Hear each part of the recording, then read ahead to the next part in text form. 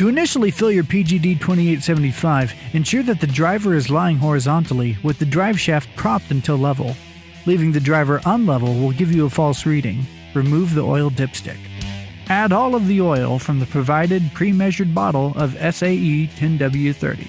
Pro tip: the cap will open the metal seal on the bottle when reversed.